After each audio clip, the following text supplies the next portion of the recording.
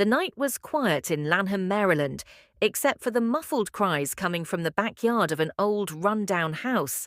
A 12-year-old girl named Emily had been listening to these heartbreaking whimpers for weeks. Every day after school, she passed by the fence and caught glimpses of the small, frail dog chained to a post, its ribs visible through its dirt-matted fur. The dog's eyes held a mix of fear and desperation. One evening, Emily couldn't take it anymore. She picked up her phone and dialed 911. "There's a dog in my neighbor's yard," she said, her voice shaking. "He's hurt and they don't feed him. Please help." Animal control officers arrived shortly after.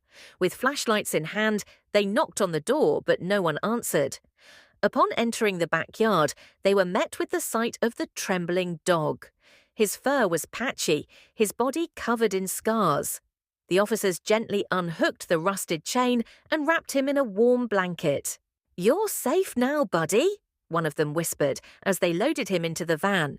The dog, later named Pokey, was taken to a nearby animal shelter where the veterinarians cleaned his wounds, fed him, and showered him with the kindness he had never known. Despite his past, Pokey still wagged his tail when approached. The shelter workers knew he had a chance at a better life. Episode 2, A New Beginning. Months passed, and Pokey was slowly recovering. His fur began to grow back, and his spirit brightened.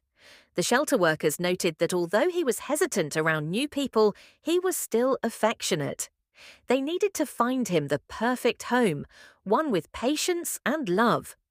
That was when Dave walked in. He had recently moved to Washington, D.C., and had been considering adopting a pet. When he saw Pokey, he knelt down, holding out his hand gently. Pokey sniffed, then took a cautious step forward. Something clicked between them. "I'll take him," Dave said with a smile. Over the next few months, Dave helped Pokey adjust. The dog was initially fearful of loud noises, sudden movements, and even his own food bowl, a reminder of his past neglect. But Dave was patient, offering him treats, taking him on slow walks, and speaking in a calming voice. Slowly, Pokey started to trust again. Khlaire, Dave's younger sister, visited often.